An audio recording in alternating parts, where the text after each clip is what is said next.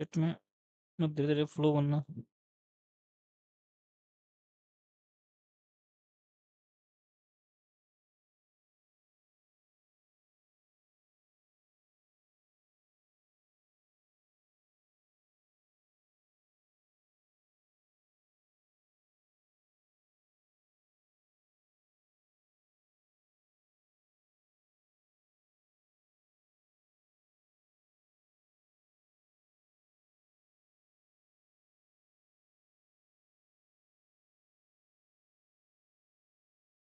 आप सभी को जय हिंद। तो गणित क्रांति बैच में आप सभी का बहुत-बहुत स्वागत है और इस समय हम लोग इसमें सीटेट को टारगेट कर रहे हैं। तो जल्दी से आप सभी लोग जुड़ जाएँगे, क्लास आपकी लाइव हो चुकी है और डेली आपको ऐसे ही प्रैक्टिस करते हुए चलना है और हम लोग इस समय लगातार प्रैक्टिस करते हुए चल रहे हैं, जो कि आपके प्रीवियस ईयर पेपर में जितने भी क्वेश्चन्स आपके आए हुए हैं, वो सारे क्वेश्चन्स को आपको देखना है, समझना है और जो भी कॉन्सेप्ट आपको नया लगता है उसको नोट करते चलेंगे और सारी चीज़ों को समझते चलेंगे। कहीं भी कोई डाउट हो तो कमेंट के माध्यम से बताएँगे और डेली आप लोग ऐसे ही प्रिपेयर रहेंगे। जब भी क्लास स्टार्ट हो कॉपी पेन लेके तैयार रहेंगे और एक बार क्वेश्चंस को ट्राई ज़रूर करेंगे, क्योंकि एग्ज़ाम में क्वेश्चंस को आपको ही सॉल्व करना है। एक बार सॉल्व करेंगे, अपनी प्रैक्टिस बढ़ाएँगे, टाइम मैनेजमेंट करना सीखेंगे, कॉन्सेप्ट देखेंगे तो एग्ज़ाम में आप लोग आसानी से चीज़ों को कर पाएँगे। चलिए, क्लास लाइव हो चुकी है आपकी, सभी लोग जुड़ जाएँगे और एक बार बता देंगे सभी लोग मैं ऑडिबल हूँ, विज़िबल हूँ। देन क्या करेंगे, हम लोग सेशन को स्टार्ट करेंगे और आप लोगों से एक रिक्वेस्ट रहेगी कि आप लोग सेशन को लाइक कर देंगे और साथ में आप लोग शेयर कर देंगे अपने फ्रेंड सर्किल में या फिर आपके रिलेशंस में, जो भी आपके सीटेट की तैयारी कर रहा होगा। ठीक है? चलिए, हम क्वेश्चंस आपके स्क्रीन पे आने वाला है, एक बार आप क्वेश्चंस को देखेंगे, समझेंगे और जो भी आपका आंसर आता है कमेंट के माध्यम से बताएँगे। देखिए, डरना नहीं है कि आंसर गलत होगा, जो भी आंसर आपको सही लगे वो आपको बताना है। गलतियाँ होंगी, लेकिन गलतियों से आपको सीखना है, एग्ज़ाम में गलतियाँ आपको नहीं करना है। ठीक है? चलिए, क्वेश्चन नंबर यहाँ पे देखेंगे, फर्स्ट आपके स्क्रीन पे आने वाला है। एक बार उसको ट्राई करना है और बताना है क्या आंसर आएगा। ठीक है? चलिए, क्वेश्चन नंबर फर्स्ट है, बताएँगे क्या आंसर आएगा। एक बार ट्राई ज़रूर करेंगे, जो भी आंसर आपको सही लगता है आप कमेंट के माध्यम से बताएँ। सेशन को लाइक कर देंगे और साथ में आप लोग शेयर कर देंगे। क्वेश्चन यहाँ पे दिया हुआ है, यदि यदि है x is equal to under root में आपका 2019 का होल वर्ग प्लस 2019 प्लस 2020 तो 2x माइनस 1 की वैल्यू क्या होगी? ऑप्शन यहाँ पे दिया हुआ है 2040, 2038, 4039 है, 4040 है, 4038 है, 4039 है और 4041। ठीक है, चलिए, अगर आपने सॉल्व किया है तो एक बार आंसर्स लिख देंगे।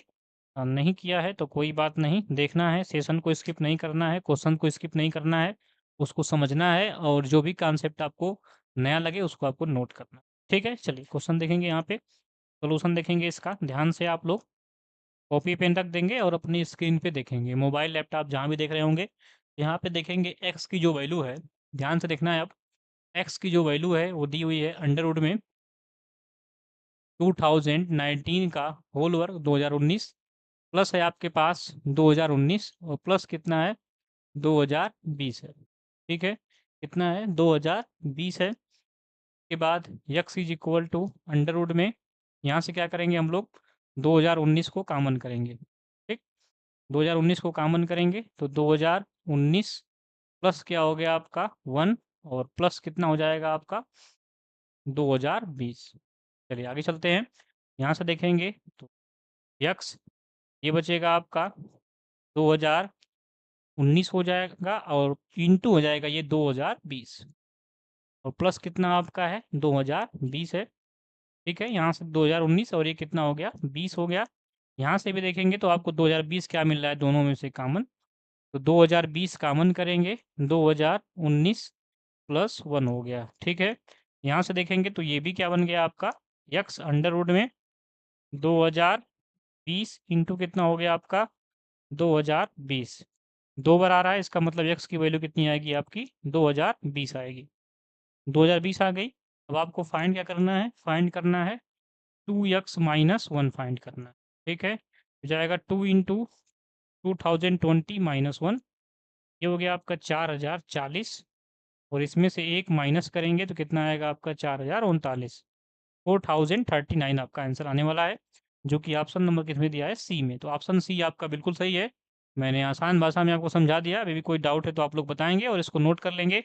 इसके बाद चलेंगे हम लोग अगले क्वेश्चन की तरफ, इसका स्क्रीनशॉट ले लेंगे या फिर इसको नोट कर लेंगे। ठीक है, कोई डाउट होगा तो आप लोग कमेंट के माध्यम से बताएंगे, डाउट नहीं है तो एक बार यस सर लिख देंगे या फिर थम्स अप कर देंगे, ठीक है। चलिए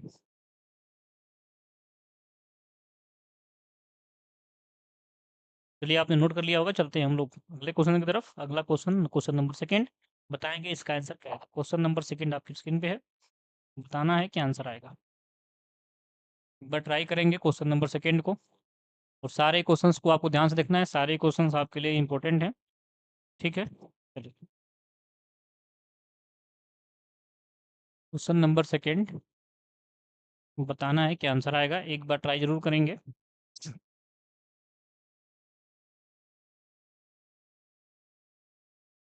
चलिए आपने ट्राई कर लिया होगा तो ध्यान से देखना है, यहाँ पे दिया हुआ है निम्न व्यंजक में, यहाँ पे एक्सप्रेशन दिया हुआ है, उसमें आपको एक्स स्क्वायर और एक्स के गुणांकों का योग बताना है।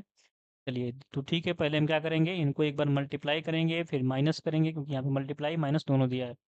के बाद उनका गुणांक निकालेंगे। गुणांक क्या होता है, उनके सामने जो गुणा होती है संख्या का, वही क्या होता है, गुणांक, कोएफिशिएंट जिसे बोलते हैं इंग्लिश में। चलिए तो हम लोग काम करते हैं, अगर आपने इसको सॉल्व कर लिया है तो उसका आंसर आप लोग लिख देंगे, नहीं किया है तो कॉपी पेन रखेंगे और ध्यान से अपने स्क्रीन पर देखेंगे। तो एक्स माइनस टू हो गया, और ब्रैकेट में कितना आपका है, टू एक्स स्क्वायर प्लस कितना आपका यक्स, और माइनस क्या हो गया आपका 15 हो गया, माइनस एक्स प्लस टू हो गया, और अगले ब्रैकेट में देखेंगे ये है आपका एक्स स्क्वायर प्लस आपका 11 एक्स प्लस कितना आपका है 10। चलिए यहाँ से इसको हम क्या करते हैं, मल्टीप्लाई कर लेते हैं।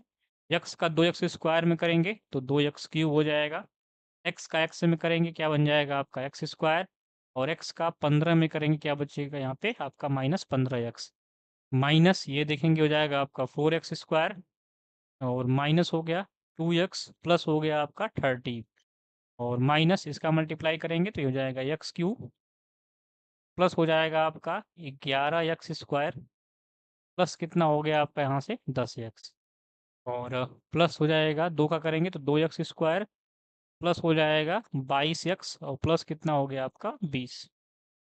ठीक है, हम एक बार माइनस कर लेते हैं सबको, ये हो जाएगा आपका 2 एक्स स्क्वायर, 2 एक्स क्यूब है plus x square, x square में से यहाँ से देखेंगे 4 एक्स स्क्वायर को माइनस करेंगे, एक्स स्क्वायर में से 4 एक्स स्क्वायर को माइनस करेंगे, यहाँ पे आपका -3 एक्स स्क्वायर बचने वाला है, ठीक है। और 15 दो कितना हो गया आपका 17 एक्स हो गया, और प्लस कितना हो गया 30, यहाँ से देखेंगे तो ये माइनस, अब माइनस हो जाएगा यहाँ पे ये भी, और ये भी माइनस होगा, माइनस आपका 11 एक्स स्क्वायर, और माइनस कितना हो जाएगा आपका 10 एक्स, और माइनस कितना हो गया आपका 2 एक्स स्क्वायर, ठीक है, और माइनस कितना हो गया आपका 22 एक्स, और माइनस कितना हो गया 20। चलिए माइनस कर लेते हैं, तो 2 एक्स क्यूब में से एक्स क्यूब निकलेगा, कितना बचेगा आपका एक्स क्यूब, -3 एक्स स्क्वायर, और माइनस आपका 11 एक्स स्क्वायर, 11 में जोड़ेंगे 3 14, और 14 में 2 और जोड़ना पड़ेगा क्योंकि 2 एक्स स्क्वायर यहाँ भी है, ये माइनस कितना हो जाएगा आपका 16 एक्स स्क्वायर, ठीक है।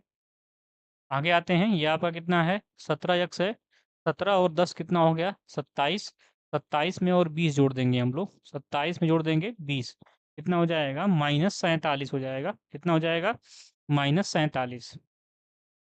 अच्छा 22 है, ध्यान से देखेंगे यहाँ पे 17 में हम कितना जोड़ेंगे, 17 में जोड़ देंगे हम लोग 10, कितना हो गया 27, 27 में जोड़ना है 22, 27 में 22 जोड़ना है, ठीक है, 27 में 2 जोड़ेंगे 29, और 20 जोड़ेंगे तो 49 एक्स होगा, ठीक है। और 30 में से गया 20, आपका कितना बचेगा 10, तो कितना आ गया आपका x cube -16 x square -49 x plus 10।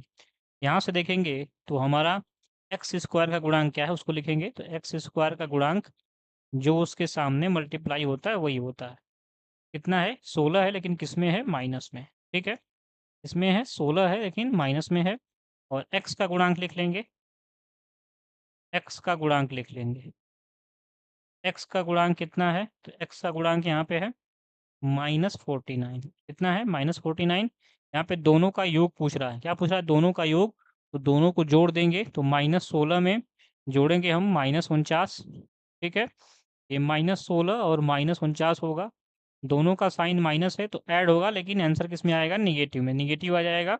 915 हो गया, 4 1 5 1 6 हो गया। कितना आंसर आएगा? -65। -65 ऑप्शन नंबर डी में दिया है, तो ऑप्शन डी आपका बिल्कुल सही है। ठीक है, कोई डाउट है तो बताएंगे, डाउट नहीं तो नोट करेंगे और चलेंगे इसके बाद हम लोग क्वेश्चन नंबर 3 की तरफ।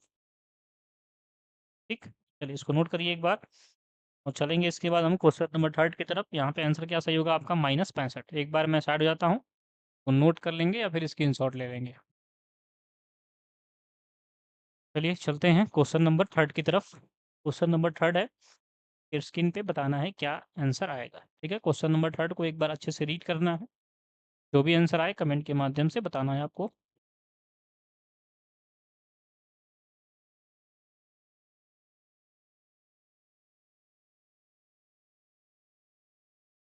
क्वेश्चन नंबर 3 को एक बार अच्छे से देखेंगे, समझेंगे, जो भी आंसर आएगा कमेंट के माध्यम से बताएंगे। एक बार कोशिश करेंगे अपने से ज़रूर, सारे क्वेश्चंस को एक बार अपने से ट्राई ज़रूर करना है सभी को। चलिए देखेंगे, अगर आपका आंसर आ चुका है तो लिख देंगे, नहीं आया तो देखेंगे। क्वेश्चन यहाँ पे ये दिया हुआ है कि आरोही क्रम में व्यवस्थित, ये पहले से आपका असेंडिंग आर्डर में लिखा गया है, बढ़ते क्रम में व्यवस्थित प्रेक्षणों, डाटा यहाँ पे दिया हुआ है, ऑब्जर्वेशन 11 12 14 18 x+2 22 22 25 और 61 का माध्य कितना आपका दिया हुआ है? 21 दिया हुआ है। ठीक है, तब कह रहा है कि 3x+7 का मान क्या होगा। सबसे पहले हम क्या करेंगे? प्रेक्षण को लिख लेंगे, क्या क्या दिया हुआ है इसको लिखेंगे। तो 11 दिया हुआ है, 11 के बाद आपका 12 है, 12 के बाद 14 और 18 है, 14 है, 18 है, इसके बाद x+2 दिया हुआ है आगे, और इसके बाद आएंगे तो आपका 22 22 22 22 25 22 22 25 और कितना दिया हुआ आपका 61। इसका माध्यक दिया हुआ है। माध्यक होता है क्या? जिसे हम मीडियन बोलते हैं। ठीक है, तो माध्यक क्या होता है? सबसे पहले हम क्या करते हैं? माध्यक के लिए हम काउंट करते हैं कि कितने यहाँ पे प्रेक्षण हैं। ठीक है, सम संख्या में है कि विषम संख्या में है, तो सबसे पहले तो काउंट करेंगे। ठीक है, काउंट करेंगे, काउंट करिए, 1 2 3 4 5 6 7 8 9। यहाँ पे 9 प्रेक्षण है, मतलब 9 क्या होता है आपका? नंबर ऑफ जो आपके प्रेक्षण है, प्रेक्षणों की जो संख्या है, यहाँ पे लिख देंगे। प्रेक्षणों की जो संख्या है, नंबर ऑफ ऑब्जर्वेशन, प्रेक्षणों की संख्या, जिस भाषा में आपको समझ में आता है उसमें लिख लेंगे। कितनी दी हुई है आपकी? जिसे हम स्मॉल एन कहेंगे, स्मॉल एन की वैल्यू 9 है। और 9 कैसा नंबर है? 9 आपका एक ऑड नंबर। कैसा नंबर है? ऑड नंबर है, विषम संख्या है। ठीक है, जब ऑड नंबर है तो हम क्या कहते हैं? माध्यक। जब हम ऑड नंबर होता है कोई भी तो निकालते हैं तो क्या होता है वो?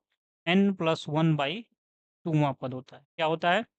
n+1/, वहाँ पद होता है। ठीक है, n+1/2 वहाँ पद होता है, n टर्म या n+1/2 टर्म होता है। ठीक है, यहाँ से क्या करेंगे? हम n की वैल्यू यहाँ से पुट करेंगे, तो 9 1 कितना हो जाएगा? 10, 10/2 वहाँ पद। ठीक है, वहाँ पद हो जाएगा, मतलब यहाँ से हम इसको डिवाइड करेंगे तो पांचवा जो पद होगा आपका वो क्या होगा? इसका माध्यक होगा। तो पांचवा पद है क्या? 1 2 3 4 5, वो कितना आपका है? x+2 है, और माध्यिका इसकी दी हुई है पहले से 21। तो यहाँ से हम लोग x की वैल्यू फाइंड कर लेंगे, कितनी आएगी? 19 आ जाएगी। x की वैल्यू कितनी आ गई आपकी? 19 आ गई।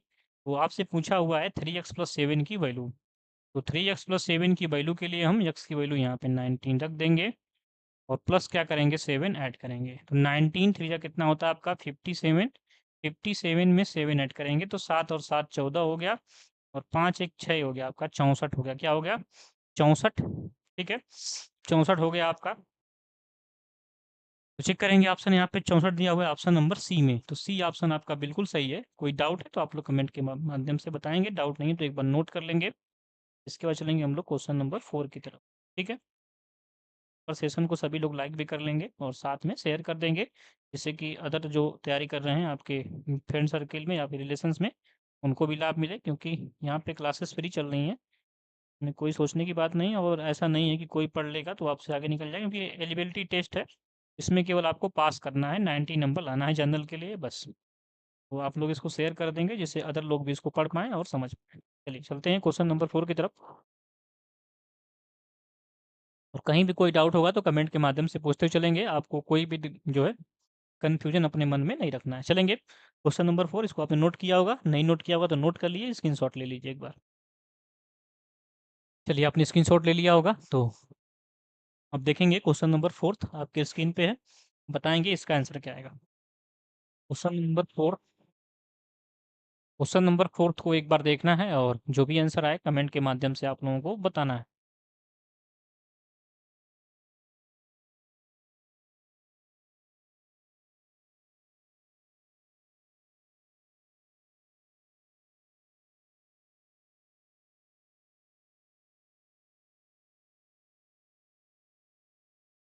चलिए, कह रहा है कि त्रिभुज पी क्यू आर में, त्रिभुज कह रहा है पी क्यू आर में, तो हम एक बना लेते हैं त्रिभुज, ध्यान से समझेंगे। ये त्रिभुज आपका कितना है, पी क्यू आर है, ठीक है, त्रिभुज आपका पी क्यू आर है। एक त्रिभुज में 3 भुजाएं होती हैं, 3 शीर्ष होते हैं और 3 ही क्या होते हैं, एंगल होते हैं, और तीनों एंगल का सम कितना होता है आपका, 180 डिग्री होता है। सारी बातें आपको मालूम होंगी। यहाँ पे दिया हुआ है कि भुजा में क्यू आर को एक बिंदु टी तक बढ़ाया जाता है, क्यू आर को, तो ये क्यू आर है, क्यू आर को बढ़ा दिया हमने टी तक, कहाँ तक बढ़ा दिया है, टी तक, ठीक है, क्यू आर को हमने टी तक बढ़ा दिया है। और कह रहा है कि भुजा पी क्यू को बिंदु यक्स तक बढ़ाया गया है। ये भुजा कौन सी है, पी क्यू, ठीक है, इस पी क्यू को जो है बढ़ा दिया गया है कहाँ तक, यक्स तक। ये आपका क्यू है, क्यू को यक्स तक बढ़ाया गया है, ठीक, क्यू को एक्स तक बढ़ाया गया है और क्यू आर को, पी क्यू को और क्यू आर को टी तक बढ़ाया गया है। चलिए, जो भी क्वेश्चंस कहता है वही आपको काम करना है, और ध्यान से क्वेश्चन को, क्योंकि एग्जाम में प्रेशर होता है, तो ध्यान से आराम से, ठीक है, अपने को माइंड को कंसंट्रेट करके आपको क्वेश्चंस को पढ़ना है, जो क्वेश्चंस कर रहा है उसी के अनुसार आपको काम करना है, अकॉर्डिंग टू क्वेश्चन आपको काम करना है। यहाँ पे हमने क्या किया, क्यू आर को बढ़ा दिया टी तक और पी क्यू को बढ़ा दिया यक्स तक। आगे देखेंगे क्या कर रहा है कि भुजा पी क्यू को कितना हो गया, अब कर रहा है कि एंगल पी आर टी आपका 136 डिग्री है। Angle P R T, P R T मतलब ये जो आपका बाहरी एंगल है, external angle P R T, ये आपका कितना है, 136 डिग्री है, कितना है, 136 डिग्री है। और जो एंगल आर क्यू यक्स है आपका, आर क्यू यक्स, ये जो बाहरी एंगल है ये इधर वाला, ये कितना आपका दिया हुआ है, 104 डिग्री दिया हुआ है। कितना दिया हुआ है, 104 डिग्री। तो यहाँ से पूछ रहा है कि एंगल पी का पूरक क्या होगा, तो एंगल पी निकालना है, और एंगल ई का पूरक मतलब उसका कंप्लीमेंट्री निकालना है। कंप्लीमेंट्री का मतलब आपको पता है कि दो एंगल का सम कितना होता है, 90 डिग्री। तो हमें एंगल पी निकाल करके उसको 90 में से घटाना है, तब हमें पता चलेगा कि उसका कंप्लीमेंट्री क्या होगा। तो चलिए, सबसे पहले हमको जो है एंगल पी निकालने के लिए एंगल क्यू को फाइंड करना पड़ेगा और एंगल आर को फाइंड करना पड़ेगा।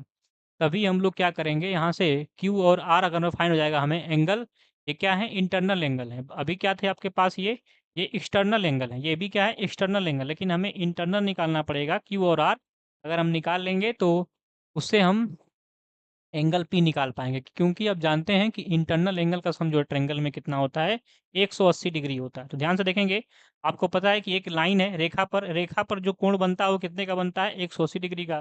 तो 104 डिग्री का एक कोण है, तो ये कितने का होगा, तो 180 में से 104 को माइनस कर देंगे, तो 104 को अगर हम 180 में से माइनस करते हैं तो कितना बचेगा, 4 माइनस हो गया तो 76 बचेगा, ये आपका 76 डिग्री होगा। चलिए आगे आते हैं, ये देखेंगे, ये भी एंगल पूरा कितने का बनेगा, रेखा है आपकी एक क्यू आर टी, क्या है आपकी एक रेखा है क्यू आर टी, ठीक है, इस पे आपका देख रहे हैं कि ये जो एंगल है इतना, ये कितना आपका है 36, और ये एंगल आपको फाइंड करना है।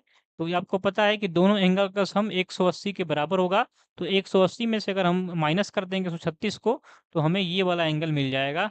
तो 136 में से आप माइनस कर दीजिए कितना, 180 में से 36 को, तो 4 इधर बचेगा और 40 उधर, 44 डिग्री हो, कितना होगा यहाँ पे आपका, 44 डिग्री हो जाएगा। कितना हो जाएगा, 44 डिग्री। अब क्या करेंगे, 44 और 76 को ऐड कर देंगे, ठीक है, और ऐड करके 180 में से माइनस कर देंगे, तो आपको क्या मिल जाएगा, एंगल पी मिल जाएगा। तो ऐड करिए, तो 7 और 6 और 4 कितना हो गया, 10, और 7 और 4 कितना हो गया आपका, 7 और 4 कितना हो गया, 11, और एक 12, दोनों मिला के 120 डिग्री होगा। और ट्रेंगल जो है अंतःकोणों का योग किसी भी त्रिभुज में 180 डिग्री होता है, तो 180 में से 120 को माइनस करेंगे तो कितना बचेगा, 60। तो एंगल पी कितने आ गया, 60 डिग्री का आ गया, ठीक है। लेकिन एंगल पी का हमें क्या बताना है, पूरक बताना है। तो एंगल पी का पूरक क्या होगा, एंगल पी का पूरक, कहीं भी कोई डाउट हो तो कमेंट के माध्यम से आप लोग बताएंगे। एंगल पी का जो पूरक होगा वो कितना होगा, 90 डिग्री माइनस 60 होगा, ठीक है। तो कितना हो जाएगा आपका 30 डिग्री होगा। मतलब ये कि दोनों का सम कितना होना चाहिए 90 डिग्री। तो देख रहे हैं ये आपका एंगल पी का पूरक 30 है और एंगल पी कितना आपका है 60 है, और दोनों को जोड़ेंगे तो 90 के बराबर ही आएगा, ठीक है। इसीलिए हम एंगल पी का पूरक निकालने के लिए 90 में से घटाते हैं किसको, एंगल पी को। तो ऑप्शन यहाँ पे क्या आएगा 30 डिग्री आएगा, 60 नहीं होगा। 60 तो एंगल पी होगा, लेकिन उसका पूरक क्या होगा आपका 30 होगा। तो इससे आपको कंफ्यूज नहीं रहना है, और डेली प्रैक्टिस करेंगे तभी ये सब छोटी छोटी गलतियों से आप बच पाएंगे। नहीं तो बहुत सारे लोग क्या करेंगे 60 डिग्री ही आंसर लिख देंगे। तो 60 डिग्री नहीं, कितना होगा 30 डिग्री इसका आंसर होगा, जो कि ऑप्शन नंबर ए में दिया है। नोट कर लेंगे इसे, और कोई डाउट हो तो कमेंट के माध्यम से आप लोग बताएंगे, ठीक है। जिन्होंने अभी तक सेशन को लाइक नहीं किया होगा लाइक कर देंगे। चलिए चलते हैं क्वेश्चन नंबर 5 की तरफ। क्वेश्चन नंबर 5 आपके स्क्रीन पे आने वाला है, बताना है इसका आंसर क्या आएगा। क्वेश्चन नंबर 5 है आपके मैथ्स पेडागोजी का क्वेश्चन है, तो एक बार ध्यान से आप लोग को पढ़ेंगे, और जो भी आंसर आपको सही लगे कमेंट के माध्यम से बताना है। चलिए एक बार क्वेश्चंस को पढ़ेंगे, जो भी आंसर आता है बताना है। तो सारे कॉन्सेप्ट को नोट करेंगे, जिससे कि एग्जाम के समय में आप रिवाइज कर पाएं। चलिए क्वेश्चन नंबर 5 है। क्वेश्चन नंबर 5 का रहा है कि निम्नलिखित में से कौन सा कथन गणित के प्रकृति में सही नहीं है। गणित की प्रकृति में कौन सा सही नहीं है। ऑप्शन ए दे रहा है प्राथमिक स्तर पर गणित मूर्त और इसमें अमूर्तता आवश्यक नहीं है। ठीक है, सही बात है। प्राथमिक स्तर पर जो है ध्यान देना है आपको, ठीक है। प्राकृतिक स्तर पर गणित जो है मूर्त होना जरूरी है, इसमें अमूर्तता जरूरी नहीं। जो चीज़ें सामने दिख रही हैं, जो चीज़ें सामने दिख रही हैं उसी से बच्चों को हमें सिखाना है, ठीक है।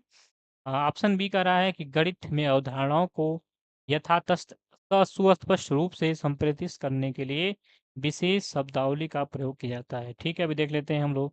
ऑप्शन सी का रहा है गणित अवधारणाओं की प्रकृति पदानुकृत होती है। ऑप्शन डी है गणित में निगनात्मक तर्कशीलता शामिल है, ठीक है। तो आपके पास ये 4 ऑप्शन है, कौन सा ऑप्शन सही है आप लोग कमेंट के माध्यम से बताएंगे, ठीक है। कमेंट के माध्यम से बताएंगे क्या आंसर यहाँ पे सही है, ठीक है। यहाँ पे बताना है कौन सा सही नहीं है। तो ऑप्शन ए आपने देखा, ये ऑप्शन ए आपका बिल्कुल सही है। ऑप्शन ए सही है, क्योंकि प्राथमिक स्तर पर अगर हम चीज़ें बच्चों को इमेजिन करके सिखाएंगे तो सकता है बच्चे न सीख पाएँ। हमें बच्चों को जो चीज़ें सामने दिख रही हैं उसी के माध्यम से बच्चों को हमें सिखाना है, बताना है, ठीक है। और ऑप्शन बी देखेंगे तो अवधारणाओं को अगर हमें बच्चों को बताना है, सिखाना है, तो शब्दावली का प्रयोग किया जाता है। शब्दावली का प्रयोग करना पड़ता है, ये भी आता है। लेकिन कुछ चीज़ों को हम वैसे भी बच्चों को बता सकते हैं, सिखा सकते हैं। नेचुरली हम लोग बच्चों को बता सकते हैं। तो ये ऑप्शन क्या है आपका गलत है, मतलब उतना एप्रोप्रिएट नहीं है। तो ऑप्शन बी क्या है आपका है सही है, क्योंकि यहाँ पे गलत पूछा हुआ। तो गलत पूछा हुआ है तो हमारा आंसर बी गलत है, तो यही क्या होगा आपका सही होगा। चलेंगे हम लोग क्वेश्चन नंबर 6 की तरफ। क्वेश्चन नंबर 6 को देखेंगे। क्वेश्चन नंबर 6 का रहा है कि अनीता बीजी व्यंजकों को योग के लिए बच्चों का अवलोकन कर रही है। जो आपकी अनीता है वो क्लास टीचर होंगी या फिर टीचर होंगी, वो मैथ की। तो वो क्या कर रही हैं अपने बच्चों को पढ़ा रही हैं, तो वहाँ पे वो बीजी व्यंजकों जो कि अलजेब्रिक एक्सप्रेशन है उनके योग के लिए, उनको योग करने के लिए दिया है, उनको जोड़ने के दिया है, उनको वो देख रही हैं, उनका अवलोकन कर रही हैं।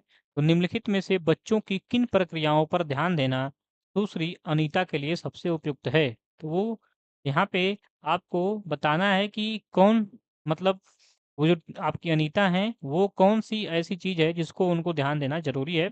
ऑप्शन ए है योजनाएं जिनका बच्चा अनुप्रयोग कर रहा है तथा बच्चे की उच्च स्तरीय योजनाओं की प्रकृति कर रहा है, ठीक है। ऐसा कुछ बात नहीं सामने नहीं है, ऐसी कोई बड़ी चीज़ नहीं है।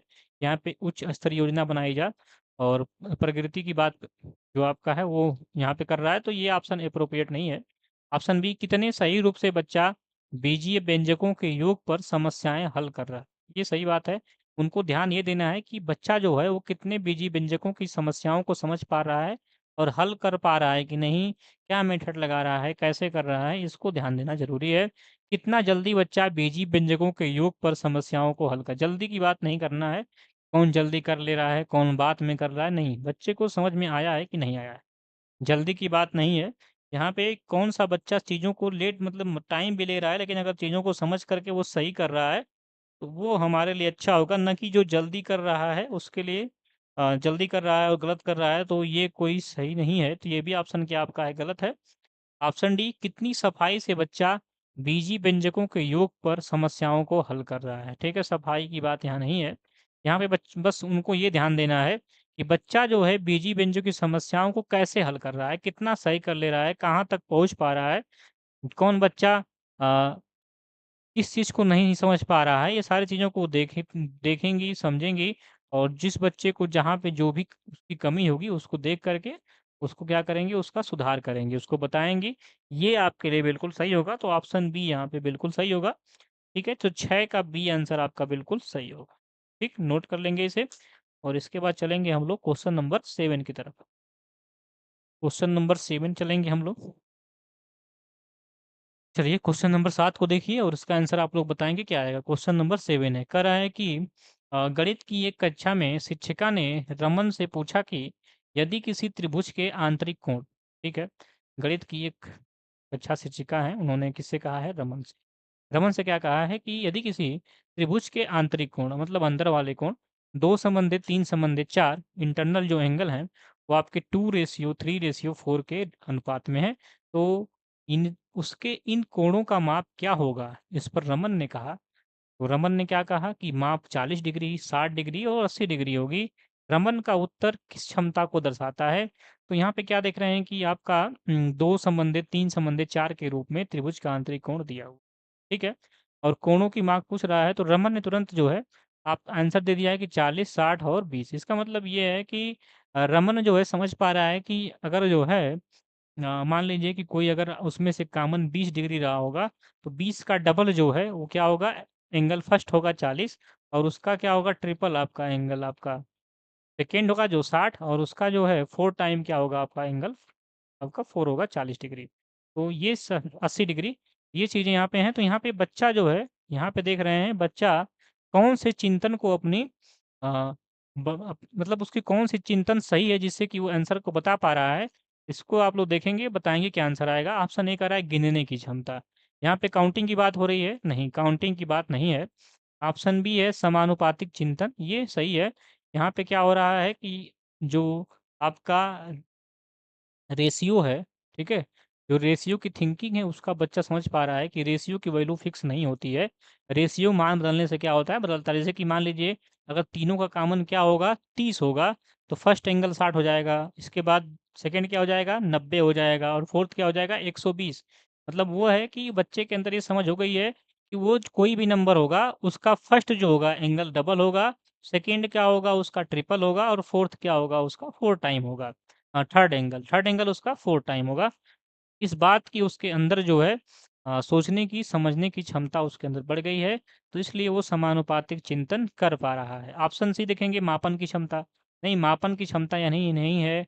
रट कर याद करने की क्षमता, रटने की बात नहीं होती है, ठीक है? रटना, मारना ये सब क्या है नेगेटिव टैग वर्ड हैं, बच्चों को हतोत्साहित करना, सारी चीज़ें क्या हैं बच्चों के लिए नेगेटिव टैग वर्ड है। इससे बच्चे क्या होते हैं मैथ्स में बोर होते हैं, उन्हें मैथ्स से डर लगता है और वो सीखने की बजाय आपकी क्लास में वो क्या होंगे बोर होंगे, पढ़ेंगे नहीं और जिससे क्या होगा उनका मैथ्स और वीक होगा जाएगा। तो हमें बच्चों को दैनिक जीवन का प्रयोग करके सिखाना है। रटना, मारना ये सारी चीज़ें क्या है रट्टू तोता बनाना, ठीक है? अभ्यास बार-बार नकल कराना ये सारे क्या हैं नेगेटिव टैग वर्ड हैं, तो इसको आप लोग ध्यान देंगे। चलेंगे हम लोग क्वेश्चन नंबर 8 की तरफ, तो यहाँ पे ऑप्शन नंबर बी इसका सही है। बच्चे के अंदर समानुपातिक चिंतन चिंतन उसकी सही है, इसलिए वो बता पा रहा है कि कोई भी नंबर होगा तो फर्स्ट एंगल उसका डबल होगा, सेकंड एंगल उसका क्या होगा आपका ट्रिपल होगा और थर्ड एंगल उसका 4 टाइम होगा। तो ये ऑप्शन नंबर बी यहाँ पे बिल्कुल सही है। चलेंगे हम लोग क्वेश्चन नंबर 8 की तरफ। बताएँ कि इसका आंसर क्या आएगा?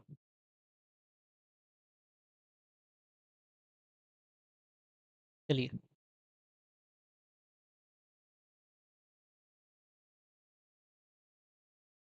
क्वेश्चन नंबर 8 को एक बार देखेंगे और जो भी आंसर आए, ये भी क्वेश्चंस आपके लिए बहुत ही इम्पोर्टेंट है। ये क्वेश्चंस एक क्वेश्चंस आपका इससे पूछता ही बार-बार है। एक क्वेश्चन फिक्स है मेथड से, तो ध्यान देंगे। यहाँ पे क्या कह रहा है कि किसी पंचभुजी आधार है, तो चलिए हम लोग बना लेते हैं। ये आपका 1, 2, ये आपका 3, ये आपका 4 और ये आपका 5 पंचभुजी क्या है आधार है। भुजी आधार है और यहाँ पे कह रहा है ध्यान से देखेंगे वाले पिरामिड, इससे क्या बना हुआ है पिरामिड बना हुआ है। ध्यान से देखेंगे समझेंगे और कहीं भी कोई डाउट होगा तो आप लोग कमेंट के माध्यम से बताएंगे। ठीक है, ये पंचभुजी क्या आपका है, पंचभुजी क्या है आपका, पिरामिड है। ठीक, पंचभुजी पिरामिड है। तो देखेंगे इसमें 1 2 3 4 5, 5 और नीचे एक 6, 6 क्या उसमें होंगे, फेसेस होंगे।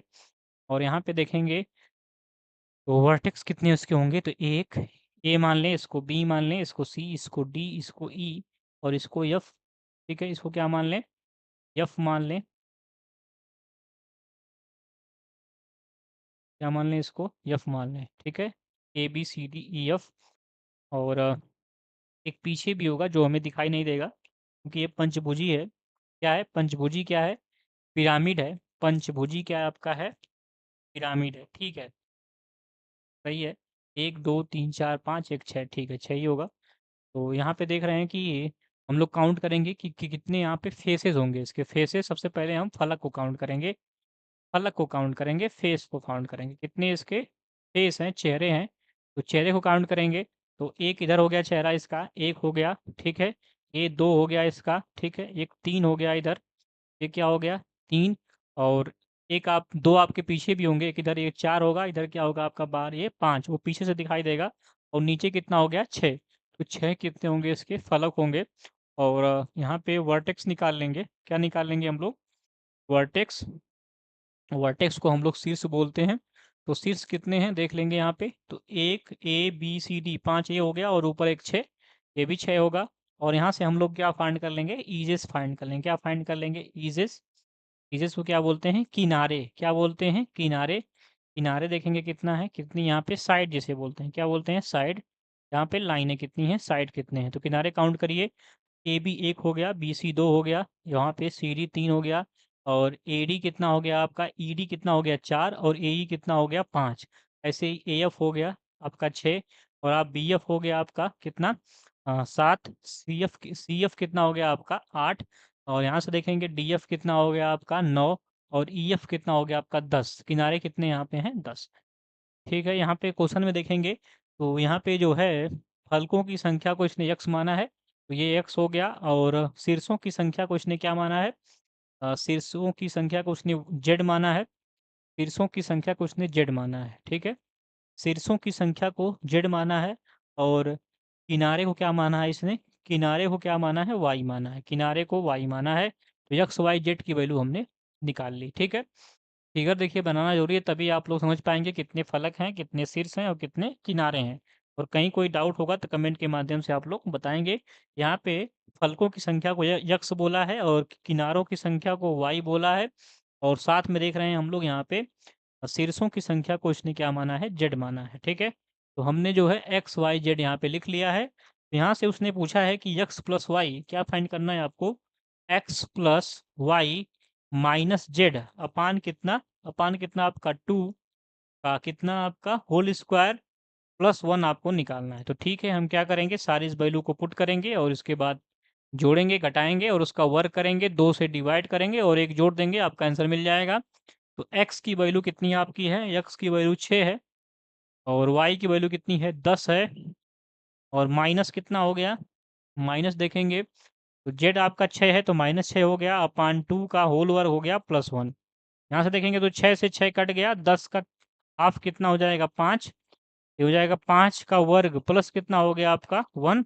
5 का वर्ग कितना होता है 25, 25 में 1 जोड़ेंगे कितना होगा आपका 26। कितना होने वाला है, 26 होने वाला है। ठीक है, 26 लिखेंगे इसको, क्या आ जाएगा आंसर आपका 26, जो कि ऑप्शन नंबर सी में दिया है। ऑप्शन सी आपका बिल्कुल आपका सही है। और यहाँ पे देखेंगे तो ये आपका इम्पोर्टेंट क्वेश्चन है, जो कि ये क्वेश्चन आपके एग्जाम में बार बार पूछता ही है। और एफ प्लस एफ और भी और ई में एक संबंध भी होता है, जिसे बार बार पूछ लेता है, तो इसको नोट कर लेंगे। संबंध क्या होता है, F plus B minus E is equal to 2 होता है। ठीक है, क्या होता है, F plus B minus E is equal to 2 होता है। इस संबंध को आप लोग याद कर लेंगे, ये बहुत ही इंपॉर्टेंट है, बार बार इसे क्वेश्चन आपका पूछता है। ठीक है, तो किसी भी प्रकार से क्वेश्चन बन सकते हैं, आपको तैयार रहना है। जैसे यहाँ भी देखेंगे तो ये 2 ही आएगा, देखिए वेरीफाई कर रहा है कि नहीं। एफ की वैल्यू कितना आपके पास है, 6 है। और बी की वैल्यू भी 6 है। और माइनस ई कितना आपके पास है, 10 है। तो देखेंगे बराबर 2 आता है कि नहीं, तो देख रहे हैं 12, 6 और 6 कितना हो गया 12। 12 में से 10 का कितना बचेगा आपको, 2 बराबर 2 आ रहा है। ये आपका कंडीशन क्या हो रही है, वेरीफाई हो रही है। तो यहाँ पे ये रिलेशन बहुत ही आपके लिए इंपॉर्टेंट है। इस रिलेशन को आप लोग याद कर लेंगे, ठीक है। चलेंगे अगले क्वेश्चन की तरफ। अगला क्वेश्चन देखेंगे, क्वेश्चन नंबर 9। अभी भी कोई डाउट है तो आप लोग बताएंगे, डाउट नहीं है तो एक बार थम्स अप कर देंगे। और इसके बाद चलते हैं हम लोग क्वेश्चन नंबर 9 की तरफ।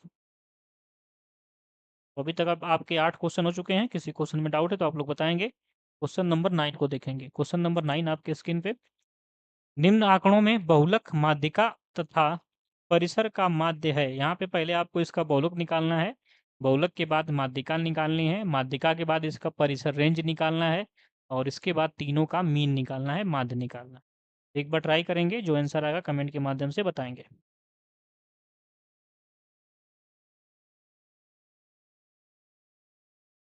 चलिए, आपने ट्राई कर लिया होगा, और इसको आपने नोट नहीं किया तो नोट कर लेंगे या फिर स्क्रीनशॉट ले लेंगे। अगर आपका आंसर आ चुका है तो एक बार कमेंट के माध्यम से बताना है। नहीं आना आया है तो देखेंगे एक बार चीज़ों को, कॉन्सेप्ट को नोट करेंगे। चलिए, तो यहाँ पे सबसे पहले आपको इन आंकड़ों को असेंडिंग आर्डर में लिखना पड़ेगा। इन डाटा को, जितने भी डाटा आपकी दी हुई हैं, इन डाटा को एक बार असेंडिंग आर्डर में लिखेंगे, बढ़ते हुए क्रम में लिखेंगे, या फिर आरोही क्रम बोलते हैं उसको, आरोही क्रम में लिखेंगे। ठीक है, चलिए एक बार हम आरोही क्रम में इनको लिख लेते हैं। तो चलिए सबसे पहले हम क्या करेंगे, यहाँ पे आंकड़ों का आरोही क्रम लिखेंगे।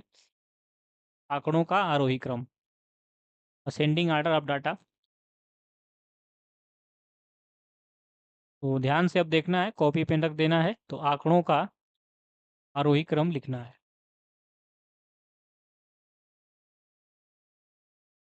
आंकड़ों का आरोही क्रम, आरोही क्रम इसका क्या है।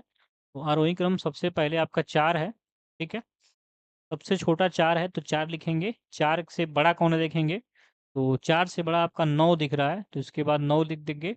और इससे बड़ा कौन दिख रहा है आपका 10 है, 10 के बाद 11 है, और नहीं 4 के बाद बड़ा 7 है, ठीक है। 4 से बड़ा 7 भी है, वो भी ध्यान देना है। 4 से बड़ा कौन है, 7 है। 7 के बाद फिर आपका 9 है, 9 के बाद आपका 10 है, ठीक है। और 10 के बाद कितना आपका है, 11 है। 10 के बाद कितना है, 11। आगे आएंगे, 11 के बाद, 11 के बाद क्या दिख रहा है आपका, तो 9 हो गया, 11, 4, 7, 10, 23, 21, 29, 23 और 33 और 18। तो इसके बाद आपका 18 बड़ा है, 18 के बाद 21 है। इसके बाद आपका 18 है, और 18 के बाद 21 है। 18 के बाद 21 और 23 देख रहे हैं यहाँ पे 2 बार है, तो आगे हम क्या लिखेंगे, 23। 23 को 2 बार लिखेंगे। और 23 से बड़ा कौन दिख रहा है यहाँ पे, तो 23 से बड़ा आपको 29 दिख रहा है। इससे बड़ा फिर 29 है, और सबसे बड़ा क्या है आपका 33 है। तो सबसे पहले हम क्या लिखेंगे, यहाँ पे मोड लिख लेंगे। मोड क्या लिख लेंगे हम लोग, मोड। ध्यान से देखेंगे, मोड को हम लोग क्या बोलते हैं हिंदी में, बहुलक बोलते हैं। ठीक है, क्या बोलते हैं, बहुलक। और बहुलक होता क्या है, तो नंबर ऑफ आपकी फ्रीक्वेंसी, जिसकी फ्रीक्वेंसी क्या है, हाईएस्ट फ्रीक्वेंसी, जिसकी हाईएस्ट फ्रीक्वेंसी होती है वही क्या होता है, उसका बहुलक होता है। यहाँ पे देखेंगे सबसे ज़्यादा बार कौन आया है, सबसे ज़्यादा बार आपका 23 आया है, 2 बार। बाकी सब कितने बार आए हैं, 1 बार। यहाँ पे बहुलक क्या हो गया, 23। चलिए अब निकालेंगे हम लोग रेंज। क्या निकालेंगे, रेंज। रेंज क्या होता है, परास जिसे बोलते हैं। और रेंज का मतलब ये होता है कि हम लोग बड़ी संख्या में से जो सबसे बड़ी होगी, उसमें से हम सबसे छोटी को माइनस कर देंगे। तो सबसे बड़ा यहाँ पे आपका 33 है, और सबसे छोटा क्या है, 4 है। तो 33 में से 4 को माइनस कर देंगे, कितना आएगा, 29 आएगा। तो 29 क्या होगा, इसका परास हो गया। सारी चीज़ों को देखेंगे और समझेंगे। और इसके बाद हम लोग क्या निकालेंगे, इसकी माध्यिका निकालेंगे। क्या निकालेंगे अब, माध्यिका। तो माध्यिका के लिए हम लोग क्या करेंगे, इसको काउंट करेंगे कितने यहाँ पे डाटा हैं। इसे हम क्या बोलते हैं, मीडियन। तो देखेंगे 1, 2, 3, 4, 5, 6, 7, 8, 9, 10, 11। 11 यहाँ पे क्या आपके हैं, डाटा हैं। तो विषम संख्या होती है 11। तो इसका माध्यक क्या हो जाएगा, आपका माध्यिका क्या हो जाएगी, 11 + 1/2 वहाँ पद। क्या हो जाएगा, वहाँ पद। तो यहाँ पे 11 एक 12 हो जाएगा, और 12 का हाफ कितना होगा, 6। तो जो आपका छठवां पद होगा, ठीक है, छठवां पद होगा, वो क्या होगा, इसका माध्यिका होगा। छठवां पद क्या यहाँ पे है, 4 एक पर है, 2 है, 3 है, 4 है, 5 है, 6 है। 6 पे क्या 18, तो 18 क्या हो गई, इसकी माध्यिका हो गई। अब आपको बहुलक भी मिल गया है और इसके बाद आपको क्या मिल चुका है, परास भी मिल चुकी है और आपको माध्यिका भी मिल चुकी है। तीनों का क्या निकालना है, माध्य। तो माध्य बराबर क्या होता है, सारी संख्याओं को जोड़ करके जितनी संख्याएं उसे भाग कर देते हैं। तो यहाँ पे लिखेंगे माध्य। माध्य का मतलब क्या होता है, मीन। मीन में क्या करना है, आपको सारी संख्याओं को जोड़ करके जितनी संख्याएं उनको उनसे डिवाइड कर देना है। तो संख्याएं कितनी है, 3, तो 3 से डिवाइड होगा। और कौन कौन से उसको जोड़ेंगे, तो 23 है और आपकी 29 है और 18 है। ठीक है, जोड़िए इनको। 29 में 18 जोड़ेंगे ना, 9 3 12 का 2 हो गया और 2 2 4 एक आपका 5 हो गया, प्लस कितना हो गया 18/3। इसको जोड़ेंगे तो 8 2 10 हो गया आपका, 8 2 10 हो गया, 8 2 10 हो गया और 5 1 6 1 7 हो गया, 7/3 हो गया, 70/3 हो गया। ठीक है, 70/3 आपके ऑप्शन नंबर डी में दिया है। तो डी ऑप्शन आपका बिल्कुल सही है। अभी भी कोई डाउट है तो आप लोग बताएंगे, डाउट नहीं है तो इसको नोट कर लेंगे। तो यहाँ पे आपको परिसर या परास एक ही चीज़ होता है, ठीक ना, ये ध्यान देना है। रेंज का मतलब परास का ही है या फिर परिसर का ही है। परिसर और परास एक ही चीज़ होता है, तो इसको परिसर भी लिख सकते हैं। ठीक है, परिसर भी लिख सकते हैं। तो आंकड़ों में सबसे जो है हाईएस्ट होगा, उसमें से हम सबसे छोटे वाले को, स्मॉलेस्ट को माइनस कर देंगे, वही क्या होता है, उसका परिसर होता है। ठीक है, या फिर उसको परास कहते हैं। चलिए चलेंगे हम लोग क्वेश्चन नंबर 10 की तरफ। तो आपने सॉल्व कर लिया होगा और नोट भी कर लिया होगा। ठीक है, नहीं नोट किया तो एक बार स्क्रीनशॉट ले लेंगे। चलेंगे क्वेश्चन नंबर 10 की तरफ, बताएंगे इसका आंसर क्या आएगा। क्वेश्चन नंबर 10, तो करा निम्नलिखित में से कौन सा गणित से सबसे कम रूप से संबंध है। गणित का सबसे कम रूप से संबंध कौन है। ऑप्शन ए आपके सामने है, निगनात्मक विवेचन, इसे हम लोग क्या बोलते हैं, आपका हम लोग कहते हैं कि इसमें हम लोग पहले रूल सीखते हैं। क्या सीखते हैं हम लोग, रूल। और रूल के बाद हम लोग एग्जाम्पल पे जाते हैं, जैसे कि ट्रेंगल का इंटरनल एंगल का सम कितना होता है, 180 डिग्री। फिर उसका यूज करके हम लोग क्वेश्चंस को सॉल्व करते हैं। तो निगनात्मक में जिसे हम डिडक्टिव मेथड भी कहते हैं, क्या कहते हैं, डिडक्टिव मेथड। और एक होता है आपका अगनात्मक जो है विधि, जिसमें हम लोग क्या बोलते हैं, इंडक्टिव मेथड। तो डिडक्टिव, इंडक्टिव। अगनात्मक में क्या होता है, उसमें पहले हम लोग एग्जाम्पल सीखते हैं, इसके बाद रूल पे जाते हैं। लेकिन इसमें क्या करते हैं, हम लोग पहले रूल सीखते हैं, इसके बाद हम लोग क्या करते हैं, एग्जाम्पल पे जाते हैं। तो मैथ में ऐसा किया जाता है, गणित में ऐसा होता है कि पहले हम लोग रूल सीखते हैं, इसके बाद हम लोग क्वेश्चंस को सॉल्व करते हैं, एग्जाम्पल देखते हैं। तो पहला तो सही है, कोई दिक्कत नहीं है। ऑप्शन बी देखेंगे, तार्किक विवेचन, बिल्कुल सही बात है। हमारे अंदर जो है लॉजिकल थिंकिंग होनी चाहिए। मैथ्स पढ़ना है, रीजनिंग पढ़ते हैं मैथ्स के ही सहयोग से। तो ये भी आपका सही है। ऑप्शन सी देखेंगे, प्रयोग। प्रयोग कोई ज़रूरी नहीं है कराना कि गणित में प्रयोग करेंगे तभी गणित को सीख पाएंगे। ऑप्शन डी है स्वयं सिद्ध, ये सही है। तो यहाँ पे सबसे कम रूप में देख रहे हैं हम लोग, प्रयोग का जो है उपयोग हम लोग गणित में कम प्रयोग करते हैं। ठीक है, हम किसी चीज़ का प्रयोग जो है, एक्सपेरिमेंट करना, ये सब गणित में हम लोग क्या करते हैं, कम करते हैं। तो हम केमिस्ट्री में करते हैं, फिजिक्स में करते हैं, हम लोग मैथ में प्रयोग कम करते हैं, एक्सपेरिमेंट कम करते हैं। तो यहाँ पे ऑप्शन सी क्या है, कम रूप से जो है आपका, कम रूप से गणित पढ़ने में लिए उपयोगी है। बाकी सारे क्या हैं, उपयोगी हैं। ऑप्शन ए कह रहा है कि आपका निगनात्मक, तो ये बिल्कुल सही है। हम लोग पहले रूल से एग्जाम्पल की तरफ जाते हैं। तार्क विवेचन भी सही है और स्वयं सिद्ध भी सही है। ठीक है, स्वयं सिद्ध भी सही है। अपने आप से भी हम चीज़ों को देखना समझना है, अपने आप को भी सेटिस्फाई होना ज़रूरी होता है। तो ये भी जो है ठीक है। बाकी ऑप्शन नंबर सी क्या है आपका, गलत है। क्योंकि वो कम रूप से, क्योंकि मैथ्स में क्लियर ने केवल आप एक्सपेरिमेंट करेंगे तभी सीख पाएंगे, ऐसा नहीं है। एक्सपेरिमेंट यहाँ पे कम उपयोगी होता है। अब चलेंगे हम लोग क्वेश्चन नंबर 11 की तरफ। तो यहाँ पे ऑप्शन नंबर सी क्या है आपका, कम रूप से संबंधित है। ऑप्शन नंबर 11 देखेंगे, कह रहा है कि गणित प्रश्नों को हल करने की क्षमता पर निर्भर नहीं करती। ठीक है, कह रहा है गणित के प्रश्नों की हल करने की क्षमता किस पर निर्भर नहीं करती है। ऑप्शन ए कह रहा है गणितीय अवधारणाओं के अभ्यास, बिल्कुल सही है। जो भी मैथमेटिकल अंडरस्टैंडिंग है उन्हें हमें समझना पड़ेगा और उससे प्रैक्टिस करेंगे तो उस पर जो है हमारे गणितीय प्रश्नों को हल करने की क्षमता निर्भर करती है। ऑप्शन बी कह रहा है गणितीय अवधारणाओं की समझ, ये भी सही है। हमें गणितीय अवधारणाओं की समझ भी बननी चाहिए। ठीक है? जो उनकी समझ है, अंडरस्टैंडिंग अपने अंदर बैठाएँगे, एक माइंड मैपिंग करेंगे, तभी हम लोग गणित के प्रश्नों की जो क्षमता होगी, हल करने की, उस पे हम लोग काम कर सकते हैं। ऑप्शन सी कह रहा है गणितीय अवधारणाओं के दृश्यीकरण, ये भी सही है। विजुअलाइज़ करना, देखना, क्या क्वेश्चंस कर रहा है, कैसे कर रहा है, क्या कांसेप्ट यूज़ होगा, ये भी ज़रूरी है। ऑप्शन डी है जेंडर और जाति। जेंडर और जाति से मतलब नहीं है, ठीक है? जेंडर और जाति से मतलब नहीं है। एनसीएफ जो है 2005 इंक्लूसिव एजुकेशन की बात करता है, समावेशी शिक्षा की बात करता है, जिसमें हम लोग जेंडर और जाति पर ध्यान नहीं देते कि मेल है या फिर फीमेल है। फीमेल है तो कम मैथ सीख पाएँगे या फिर मेल है तो ज़्यादा उसे मैथ आती है। ऐसा या फिर कोई जाति वाली बात हो रही है, तो ऐसा कुछ नहीं है। सभी लोग जो है समान प्रकार से चीज़ों को सीख पाएँगे। अगर जो है उनको हम समान चीज़ों को जो है अलग तरीके से, कि सबकी सोचने की क्षमता अलग होती है, सिखाया जाए तो वो सीख सकते हैं। तो किसी जाति विशेष या फिर किसी जेंडर से ये नहीं कह सकते कि वो चीज़ों को नहीं समझ सकता या नहीं पढ़ सकता। तो जेंडर और जाति को तो बिल्कुल बाहर कर देना है, इस पे निर्भर नहीं करता। गणित जो है सीखने की क्षमता जेंडर जाति पे निर्भर नहीं करती। ये नहीं, ऐसा नहीं है कि अ, ये विशेष जाति होगी जो मैथ वही सीख पाएगी, दूसरे नहीं सीख पाएँगे, या फिर कोई विशेष जेंडर होगा जो वही मैथ सीख पाएगा, दूसरा जेंडर नहीं सीख पाएगा। तो स्पेसिफिक की बात यहाँ पे नहीं होती। तो यहाँ पे देखेंगे ऑप्शन नंबर डी क्या आपका बिल्कुल नेगेटिव है, क्योंकि जेंडर और जाति की बात आ गई। जेंडर और जाति की कहीं भी बात आएगा तो ऑप्शन आपका ध्यान रखिएगा, वो नेगेटिव टैगर्ड होता है, ठीक है?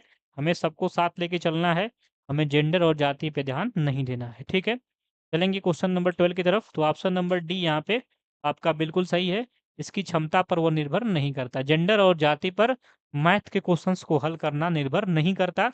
ये बात को आपको ध्यान देना है। ऐसा नहीं है, मैंने आपको बताया है कि ये किसी इस आपका स्पेसिफिक जेंडर या कोई आपकी जाति होगी, वही जो है क्वेश्चंस आपको मैथ के हल कर पाएगा या मैथ पढ़ पाएगा या पढ़ा पाएगा, ऐसा कुछ नहीं। चलेंगे क्वेश्चन नंबर 12 की तरफ, और आज के सेशन का ये लास्ट क्वेश्चन होगा, और इसके बाद हम सेशन को यहीं पे एंड करेंगे। तो अभी तक आपके 11 क्वेश्चन हो चुके हैं।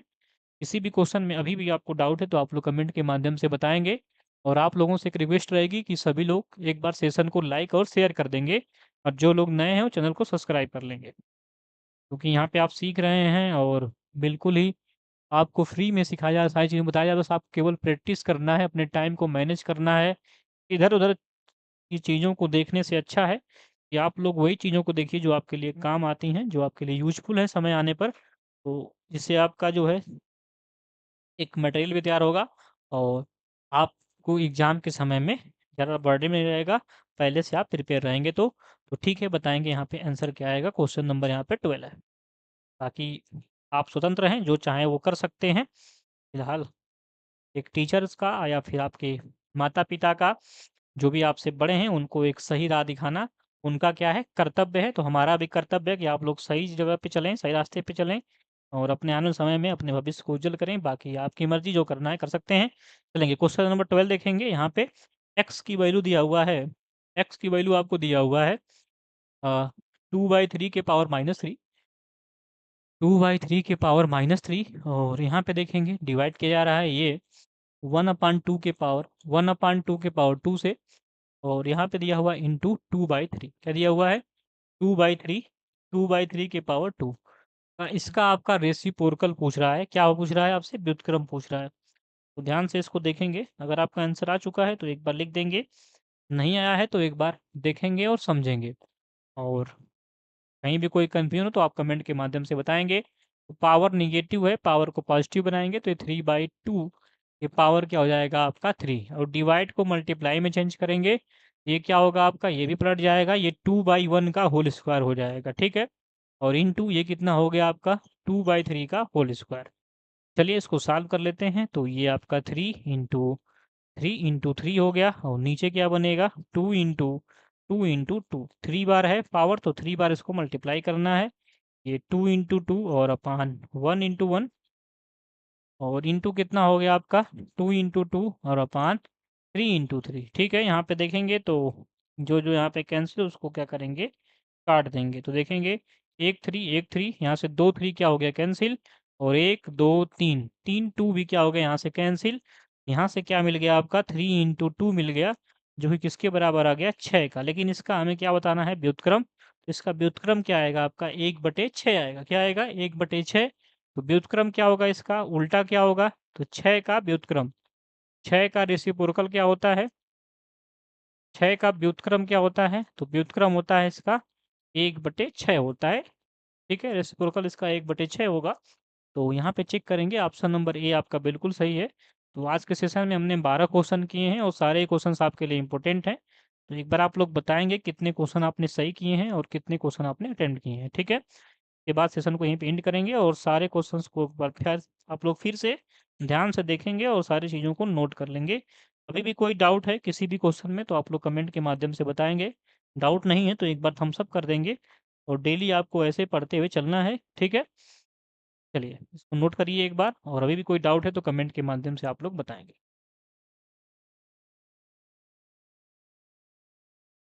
ठीक है, आप लोगों ने नोट कर लिया होगा तो इसको हम इरेज कर लेते हैं। और डेली आपको ऐसे ही पढ़ते हुए चलना है, क्योंकि ये नहीं सोचना है कि अभी समय बहुत है। अभी से आप प्रिपेयर होते चलते रहेंगे तो इस समय एग्ज़ाम के समय बर्डन आपका कम रहेगा और लास्ट में आपके अंदर मतलब आपके माइंड में क्वेश्चंस नहीं आएंगे कि अब क्या करें। इस तरह से जो क्वेश्चन मार्क आप लोग लगाते हैं, हाँ, कि सर अब क्या करें, कैसे करें, एग्ज़ाम नज़दीक है, हो पाएगा कि नहीं हो पाएगा, सर पूरा कर दीजिए, मैराथन ला दीजिए। तो इन सारी चीज़ों से बचने के लिए आप लोग अभी से क्या करेंगे, प्रैक्टिस करते हुए चलेंगे, जिससे कि एग्ज़ाम के समय में आसानी से एग्ज़ाम को आप लोग टाइम मैनेज करना, कॉन्सेप्ट सीखना, बिना प्रैक्टिस के आपको मैथ मैथ पे कमांड भी नहीं आएगी। डेली आप छोटी-छोटी गलतियाँ होती हैं, प्लस माइनस मल्टीप्लाई डिवाइड, उनसे बचने के लिए आप डेली प्रैक्टिस करेंगे तो आप जो है छोटी-छोटी गलतियों से, सिली मिस्टेक से बचेंगे भी और साथ में आपकी स्पीड भी बढ़ेगी क्वेश्चन को सॉल्व करने पे। मल्टीप्लाई, डिवाइड ये सारी चीज़ें आप जल्दी कर पाएँगे क्योंकि आप प्रैक्टिस में रहेंगे। इन बातों को आपको ध्यान रखना है और अभी आपके लिए समय है तो आपको कछुए की चाल की तरह डेली कुछ ना कुछ क्वेश्चन 10-20 आपको देखते हुए चलना है, पढ़ते हुए चलना है। जो भी कॉन्सेप्ट आपके लिए नए हैं उसको एक नोट्स में आप लोग लिखते हुए चलेंगे, जिससे कि एग्ज़ाम के समय में उसको रिवाइज़ कर पाएँ और पढ़ पाएँ। ठीक है? इन बातों का ध्यान रखिए और हमारे पूरे टीचिंग परिवार की तरफ से, हमारे पूरे एसडब्ल्यूएम की तरफ से आप लोगों को ठीक है बहुत सारी शुभकामनाएँ हैं। अपने एग्ज़ाम आप लोग पास करिए, लेकिन डेली आप लोग सारे क्लासेस को देखते हुए चलिए, पढ़ते हुए चलिए, ठीक है? तो अभी भी किसी ने अगर सेशन को लाइक नहीं किया हो तो लाइक कर दीजिए भाई, ठीक है? आपसे रिक्वेस्ट रहेगी और चैनल को सब्सक्राइब कर लेंगे और साथ में डेली आप लोग पढ़ते हुए चलेंगे और शेयर कर देंगे क्लासेस को, जिससे कि जो आपके आस-पास बगल में जो भी तैयारी कर रहा है, क्योंकि इसमें ऐसा है नहीं कि कोई बड़ा एग्ज़ाम है जिसमें आप किसी को बता देंगे तो वो क्या होगा उसका जो है जॉब फिक्स हो जाएगी, ऐसा नहीं है। तो आपकी केवल एलिजिबिलिटी टेस्ट है, सबको पास करना है, तो इससे आप लोग क्या करेंगे, क्लास को शेयर कर दें। ठीक है? चलिए मिलते हैं फिर हम लोग कल की क्लास में, अगले नेक्स्ट क्लास में। तब तक आप लोग अपना क्या करेंगे, पढ़ते रहेंगे और बहुत सारे क्लासेस पीछे हो भी चुकी हैं, तो जाके आप प्लेलिस्ट में उन क्लासेस को देख लेंगे, समझ लेंगे। ठीक है? और क्लास को 1 बार, 2 बार, 3 बार, जब तक आपको सारी चीज़ें नहीं समझ में आए, तब तक आपको देखना है, समझना है और डेली आपको नोट करते चलना है कॉन्सेप्ट को। ठीक है? तो ठीक है, फिर मिलते हैं। जी, एनसीईआरटी कर रहे हैं। हेलो सर, हेलो, हेलो जी। ये आपके सेशन के आज 12 क्वेश्चन थे। जी, बताएँ एनसीईआरटी जी। तो ये चीज़ें हैं, आपको उसको नोट करते हुए, पढ़ते हुए चलना है। दिमाग में ये रखना है कि समय है, लेकिन आपको समय का यूज़ करना है, टाइम को अभी से यूज़ करना है और आपको इन बातों को अपने मन में रखना है कि हमें डेली कुछ ना कुछ क्वेश्चन देखना ही देखना है, जिससे कि एग्ज़ाम के समय में मुझे ज़्यादा प्रेशर ना रहे एग्ज़ाम का। ठीक? इन बातों का ध्यान रखिए और कोई भी डाउट अभी भी हो तो आप लोग बता सकते हैं। उसके बाद क्लास को यहीं पे हम एंड करेंगे और इसके बाद अगली क्लास आपकी एलटी, जीआईसी, टीजीटी, पीटी जो एग्ज़ाम दे रहे हैं मैथ से, उनके लिए महत्वपूर्ण है, तो हमारे अगली क्लास में जुड़ेंगे। ठीक? चलिए, कोई डाउट है तो बताइए। उसके बाद क्या करेंगे, क्लास को यहीं पे एंड करेंगे। जी, तो सेशन को आप लोग लाइव ज़रूर कर दीजिएगा। जी, एनसीईआरटी जी बताएँ, इसके बाद हम क्या करेंगे, क्लास को यहीं पे एंड करेंगे। कोई भी डाउट हो तो आप लोग बताएँगे एक बार, मैं थोड़ा-सा आपके 2 मिनट कमेंट का वेट कर लेता हूँ।